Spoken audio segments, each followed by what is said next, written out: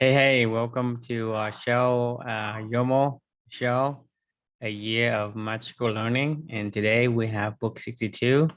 And as you can see, Chris already tee up the book for us already. So let's get on with it. Yeah, let's do it.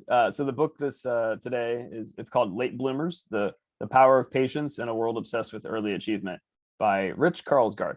Karlgaard. Mhm. So that means it's never too late. It's okay to quit. Yeah, exactly. So the reflection title from today is "It's Okay to Quit." So this book's all about the power of patience in a world obsessed with early achievement. So it talks a lot about how much pressure is put on kids these days, and then how most people in their life don't know what they want to do when they're 15 years old, and can commit to that for their entire, and nobody does, to be honest with you. It doesn't, even like the But you prodigies of the expected world, to. yeah.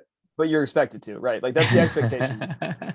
Which actually we're kind of already getting into the reflection, but my sentiment around this is, if you had asked me personally when I was, younger in high school and early out of college or whatever, to ask me to, or even into my probably mid to late 20s, if you'd asked me to write down like my core values, and you and I have talked about this before, it would have been something, it would have looked something like this: grit, grind, do the things you hate the most first, fall in love with the process, never quit, which still is on my core value list, and discipline equals freedom.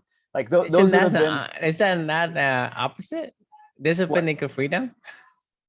So what I meant by that in my head when I used to do that was, if you stick to like the things that if you do the things you hate the most first, then you can have the freedom to do the stuff that you like. You know what I mean? Like that was my It still doesn't make sense to me.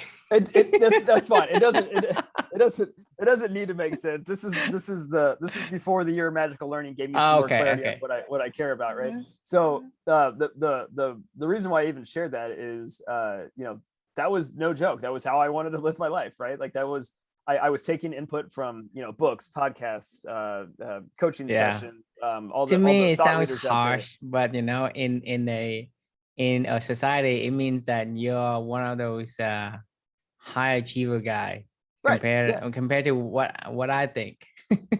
Exactly. Like so I was taking that input from what other people were telling me to be, and I was like, this is what society really cares about, so I'm gonna do that. This is how I'm gonna live my life. I mean, I feel so sad for kids these days, as you have four kids, and I think one of them's like in high school now, right? Or like sophomore year or something. Yeah. So as you probably live every single day, I mean, these kids are so pressured to, like, we're taught through pop culture these days, like, grit and grind and do your 10,000 hours, and that's the only way you're ever going to be a success in this world if you ever want to really do anything important, and I feel that pressure is just layered on kids these days so hard. Of like, you can't even go play multiple sports now. You have to like declare before you get into high school as to what you're going to concentrate in or whatever. Like, I mean, it's insane. Actually, you probably need to do that before you're like in sixth grade, or you've already fallen behind if you're not playing travel basketball and putting in your 10,000 hours. I mean, like, you have extracurricular activity. You got to learn how to sell when you're 5 years old. It's like selling skills, like Girl Scouts, Boy Scouts, all these things that you're supposed to do. Right. I mean, it's talking about what's the point? It's not even just what's the point. It's how does it relate to you, right? So, and I don't know, and I know that this is the key lesson of this whole journey, and what we talk about all the time is when I was writing these core values before, when I was in my early 20s or whatever, they were coming from pop culture and all that good stuff, like I was saying. But at the end of the day, I was trying to live that way, and actually the funny thing is the more and more that I tried to do that, the more sad I got. Like the more depressed I felt, the more lost I felt. It was I found myself in my late 20s, running a sales team, working at a successful company, had a successful career thus far, married, had a nice house, like, seemingly all the good things that were, that I was supposed to be, quote unquote, doing, right?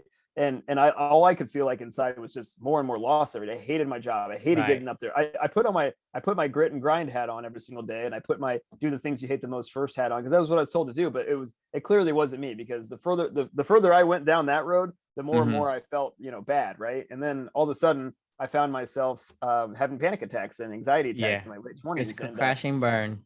And crash and burn, right? And I was really lost. And then through that first initial discovery of I guess, if you want to call it pain and trauma in my life of the panic attacks, I started to unearth some of my things that I value most, right? And that was a big lesson that I learned during that time. And then fast forward to Amelia, that was when I had an explosion of learning, what life's really about through her and through what she showed me, and then through this whole journey, right? So today, I know myself better than I've ever known myself in my entire life. I'm certainly not, fully there yet as to what I want to be for the rest of my life, but I feel like I finally got a good handle on this stuff going forward right now, of what I really care about and how I want to live my life.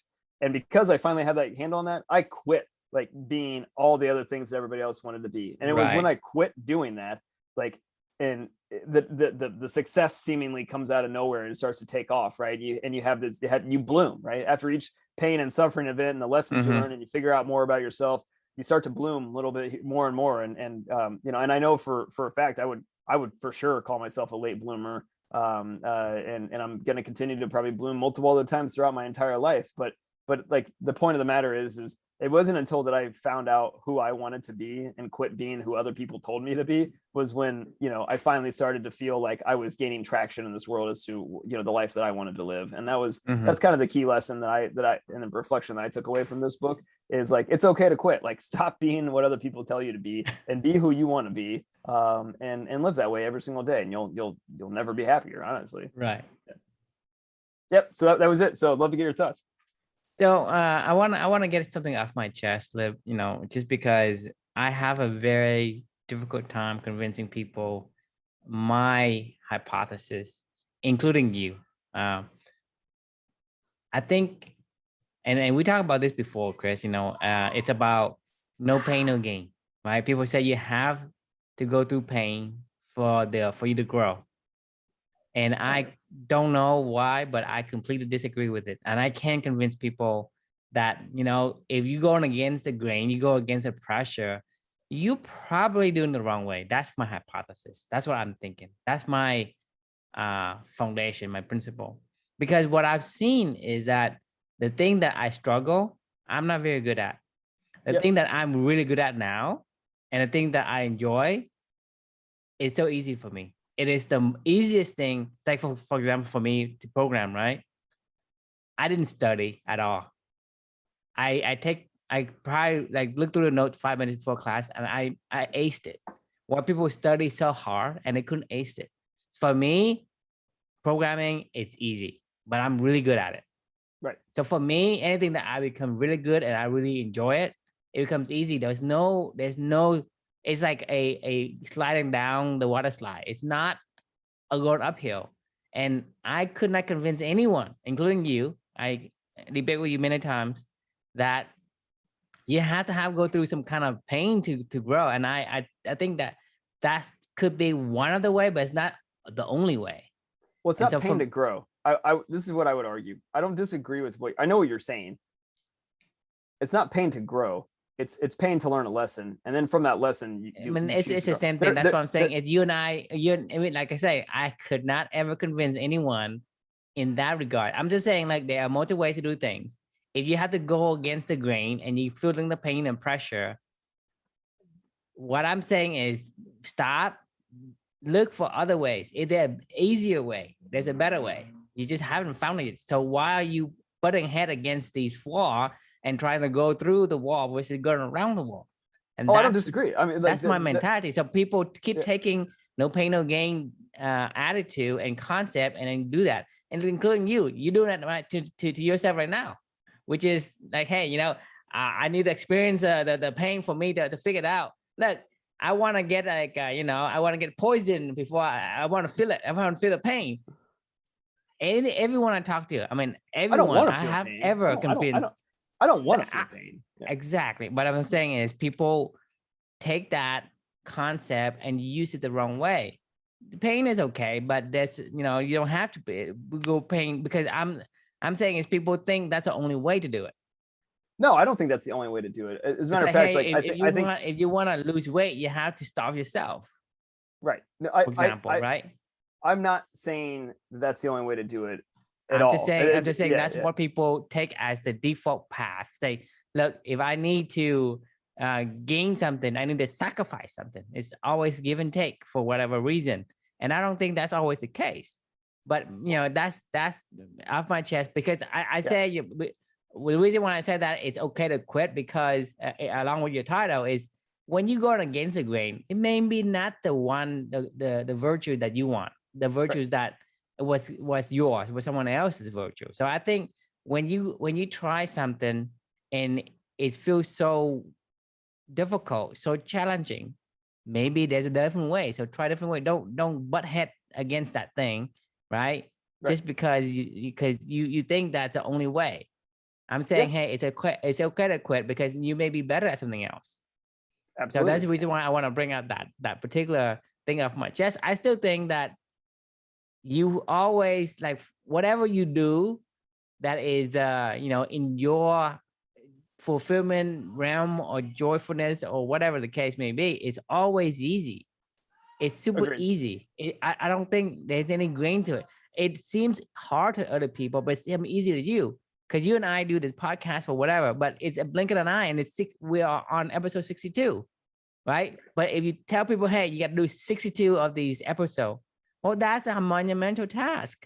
They couldn't do it if they suffer. But for us, like, it's a breeze. We just get on here, you know, just look at the book and we read it and we speak our opinions, and there's nothing to it. Right. So to me, things that you enjoy is always easy. There's no going against the pressure. If you say you have to grind, you have to embrace the suck and do the difficult things first, whatever. I think that's just better ways that you haven't been looking. So I think I mean, start that's looking. no, that I mean, that I agree 100%. I mean, I know now, like, you know, these lessons, and but that's the whole point of late blooming, right? Like, I mean, how can you know this stuff when you're 15 years old? You can't know that. Like, I don't care. That's where the pain comes. Right. To be fair, you wouldn't know what you're talking about. That's why the thing is, you don't know, because when you're born, everybody is telling you things already until you are able to think for yourself, which by the time you've been indoctrinated with this, you know, bunch of dogma or whatever. And if you are a very, very high achiever, you're going to be the worst off. If you are the most like studious, you can be the worst. Because I'll give you one example. Okay. For me, take me, for example, I'm a Vietnamese, right? I came from Vietnam. I came to the United States when I was 10 years old. Okay. So in Vietnam, okay, I was the worst student. I was the bad kid. I was a troublemaker. I did not learn a single thing in Vietnam. And it is fortunate. It is luck. I'm so lucky that I didn't learn anything. Because if I did, I would tell you, Chris, communist is great. America is bad. And I will stand on that ground for whatever stupid reason, because I was so good at learning the dogma of that country. I will tell you that democracy is ruining the world, and communism is number one, right? That's what I would do, because I did not learn anything. It did not influence me whatsoever. And I've learned the foundations of the philosophies of you know, the American writers, not anything. Because over there, like, people think that, you know, communism is good, and, you know, suppressing people are bad, and crime is okay, blah, blah, blah. Right? So that means that if I was a good student, I was studious, and I was a high achiever, I would not be here today. I guarantee you.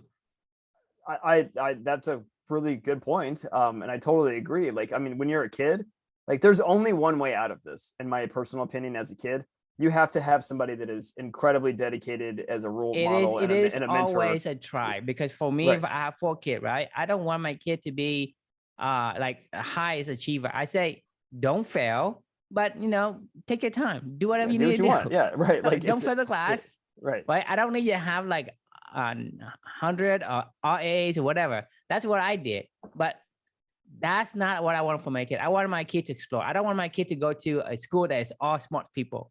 I want a kid to have a combination of everything. So they see things and explore things that which is, right for them versus me dictating, hey, you should do this. You should be this kind of profession and this occupations and whatnot. Right. For me, so that you don't have a choice as a do kid. whatever it feels right for you. Just don't fail, because when you fail, that means that you don't put enough effort, because in school, like, it's not hard, right? If you put enough effort, that means that, hey, you do have some kind of character. So don't fail, but I'm not expecting you to get A's. Just don't fail. Right. So that's my philosophy in my house. But my opinion is different from my wife and my in-laws and my family. Everybody else. I'm the black sheep of the family. I think different. I think cuckoos. Okay. Right. But for me, is I don't force my kid to do things like, hey, go to study all the time, go to school, go study, go eat, go study. Like, what's the point? You're not exploring any virtues then, because I'm telling them all these, right? When their generation grows up, it changes. And when I teach them, that doesn't apply. So, they're being left out in whatever thing that they're supposed to do that is for them, that makes them happy. And so for me, I say, well, I got to give them room. Yeah, I agree. I mean, I think that, so it's a catch-22, like the whole entire thing, right? If you give somebody room, they're going to experience pain to learn a lesson, right? I mean, because it's like what you see is all there is, like that's exactly, that's all. But the thing is, I'm not saying do not have pain, but when you touch a stove with your hand, hot stove your hand, take it out. Don't do it again. Well, right? I agree, but you have to touch the stove first. I'm gonna put my hand on the stove and I'm gonna do the pain because it's gonna make me stronger, whatever. And I keep saying, look, that doesn't apply across the board. That what doesn't kill you makes you stronger. It doesn't. It doesn't apply across the board. It's only applied to small things, different number of things. Everything else is a different story. You can't say, okay, I'm going to keep smoking, I'm going to get stronger. Right. I'm going to get beat up by this bully. I get pound on the face, my face and get stronger. You want to do experiment? I'm going to punch it all day long for the next year and see if you get stronger. Right. I totally hear what you're saying.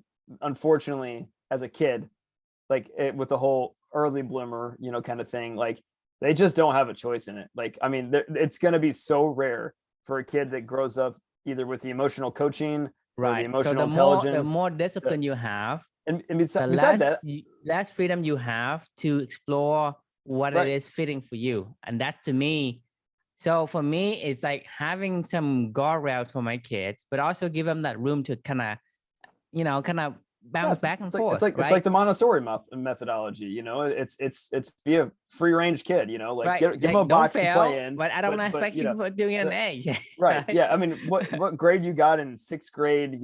Math, doesn't matter when you're 52 years old and you've gone through life and you're trying to figure it out. However, so I mean, you're talking about like these entrepreneurs that making billions of dollars. I mean, they drop out of school. So I'm just saying, some of these institutional dogma are not really the best. They are basically for the average, for the masses. For sure, right? Somebody's telling you the blueprint of what to do. If you hear like really, really good to it, I mean, you're a high achiever in that perspective, in that regard, because they are the one that give you the grades. Yeah, you have to work really hard to achieve average results if you follow somebody else's. For example, you have IQ, right? IQ is what does it measure? I don't know. I have no idea. It measures academic. It doesn't measure. I mean, that's what I'm saying. I don't know what it actually measures. I mean, but that's what I'm saying. Is the guy who make the IQs are academic, so it measures your ability to do academic situations, not in. So you're talking about somebody who's really high in IQ. Well, they do a lot of academic work real well, like whether that's do research or like documentations or technical stuff, like they do real well. But to do business, they're not going to be very good, right? Yeah. But so how do you say, hey, this person has a high IQ or he's better than that guy? Well, you tell me that you have 160 or 180 IQ, and the guy who's have 120 IQ is making you know, a million times more than you. He's a billionaire and you're not, right? Right. So to me, that's what you're saying. It's like when you adhere to the standards mean the average. You adhere to Exactly. the Yeah. average. You got to work The really. You got better to you work. at achieving the average, you are the closest to the average possible. You're not on the extremities. You're I think the way I would sum that up is to say like you have to work harder than anything to be average. Like I mean, and not only that, the harder that you work at being average, like with somebody else's path, like the more depressed you get too, because you're like, I don't even know why I'm doing this. Like I'm working so hard to be average, you know. Like, but you talk about like, you know, people dropping out of school or whatever, or the late bloomers in life that they just said, you know, they F it, I'm going to do from the they're standard. like, They detach from the dogma. but going back to what you were talking about earlier of you know, when you're doing something that really aligns to what you care about, it's effortless, right? Like it's easy. It's so effortless. I mean, it's not talking about like the you know, what to other people. I mean, to somebody coding, it's really awful. But to me, it's fun, right? And it's effortless for me. I agree, but so like the two paths you had, or I guess you have three paths. The first path would be, you know, you do whatever you just don't adhere to society, and you don't know who you are, so you're a total waste of life, right? You know, like not a waste of life, that's bad. But you're totally praised for achieving the adherence. No. I'm saying that that's the third model. That would be the second one. The third model would be like, you don't adhere to any standard and you don't know who you are. So therefore, now you're just like a totally lost soul at that point in time. You have no value in society because you didn't even do what they said, and then you also don't even know who you are. That's like a wasted, you know, opportunity in life. Okay. The other one would be you try super hard to adhere to what everybody tells you to do, and you become mediocre, right? The third option would be you effortlessly try to be yourself, and therefore you achieve greater results than anybody else, you know, kind of thing, because like, you know, that, but you can't get to there. This is where the late blooming comes into play. You can. But I don't think the first one is the waste of time anyway, because as long as you don't adhere to the standards, you're gonna eventually ask yourself the questions: is what am I doing? What's it, you know? Maybe some people don't. Some people just stop caring and stop doing anything. I'm just saying, like, that if you never get past that, then yes. Well, actually, to your point, everybody has to start. Everybody that gets to the end result over here on the third option had to start there, going, look, I'm not going to do what they want to do, and I don't really know what I want to do yet, but I'm going to go find out, right? You know, that's when it starts to change, right? Now, so at any point in time, that person that's now further on down the spectrum of doing everything that they want to do, and that aligns with them, and no longer seemingly working really hard to achieve the results they want to achieve, they started off down there as well, but they just had to make that decision, that one step that said, you know, I'm going to go figure out who I am, you know, like that's where it all starts. Right. But, like, but I think for me, now that I know, because I've done it before, that means that I was a high achiever at one point.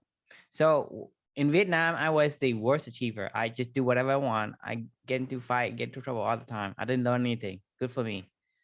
Came to America, I was a high achiever.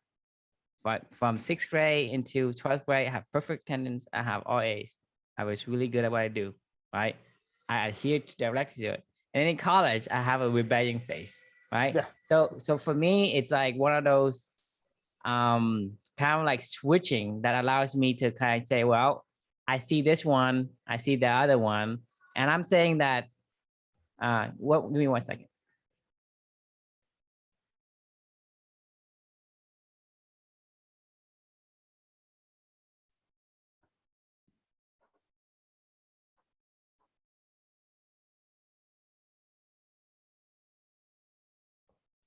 Sorry about that. Yeah, no worries. Yeah. But I'm saying that, you know, having experienced all of those phases, I think having the third phase, it's so much more enjoyable. And 100%. It's like you're a late bloomer. you would like, for me, I'm looking at it, if I continue to adhere to the standard, I would be the farthest away from being able to figure out who I am. Right. So you have to be a rebel at some phase to be able to have the opportunity to think about what it is that you want and what it is and who it is that you are.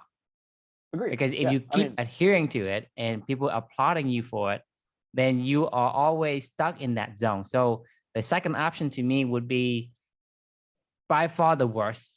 Then the second, then the first and the third.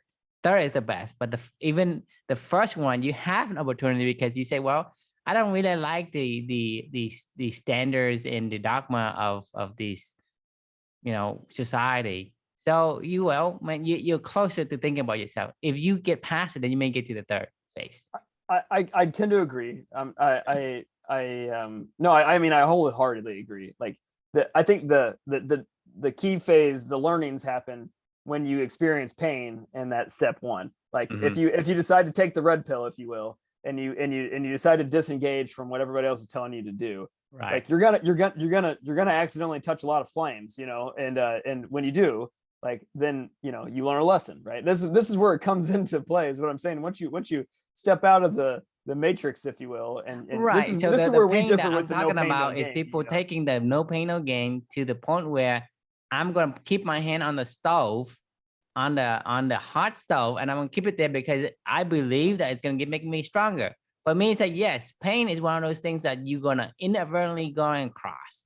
Right. But pain is going to teach you a lesson, but not because you purposely going to say, oh, that's a hot stove, I'm going to touch it, so that even once, if you know it's a hot stove, yeah, you don't touch it. Nobody touch it because you didn't know, and that's fine. Wants to bring and that's fine. But no pain, no gain tells you that, hey, I touch a stove, it's hot. But I say, well, no pain, no gains mean that I need to continue to endure the embrace the suck, embrace the pain, so that I can get better. And to me, that is asinine. I see what you're saying. Okay, so let me flip this one around real fast.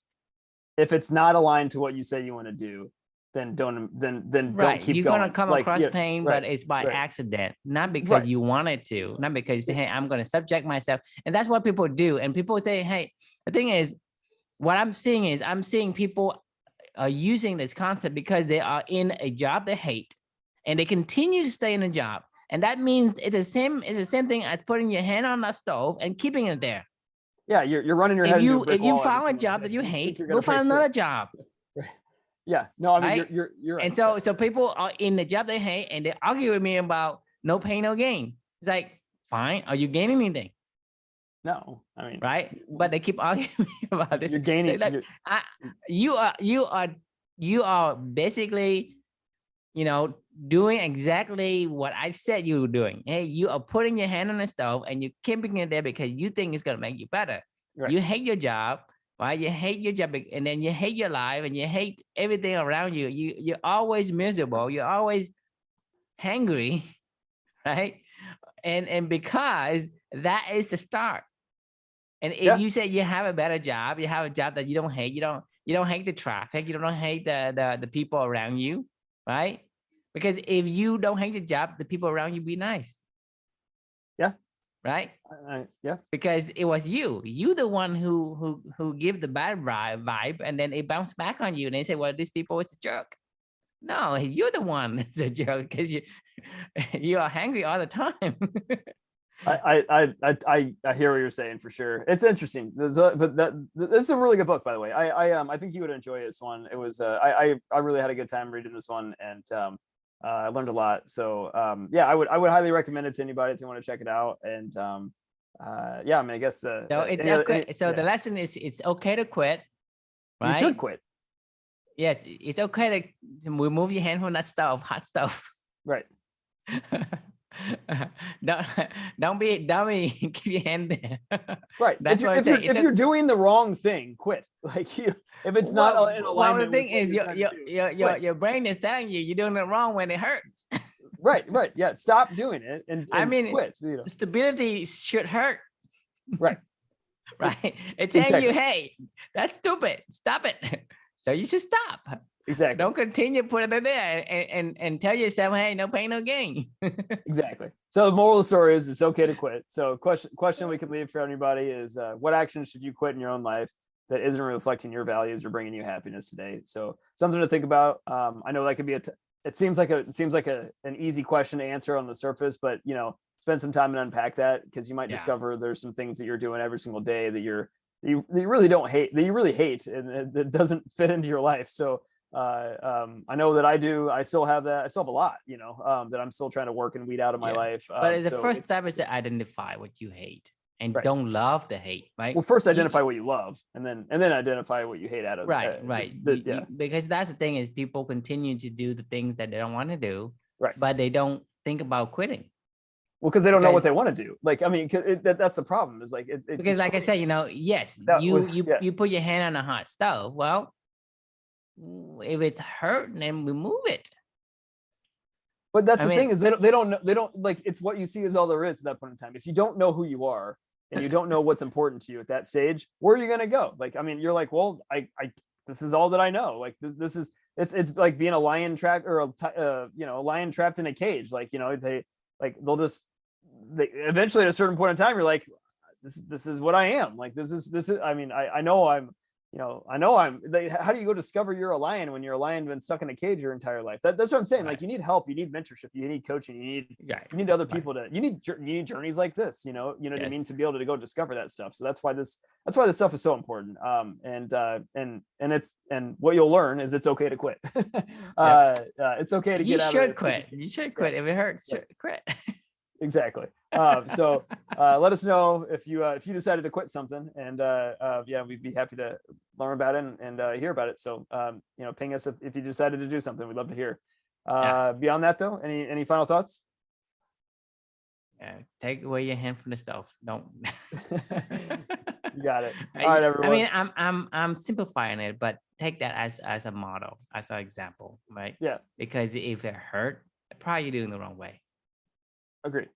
Right. Agreed. So we leave you with that, and we'll see you on the next episode.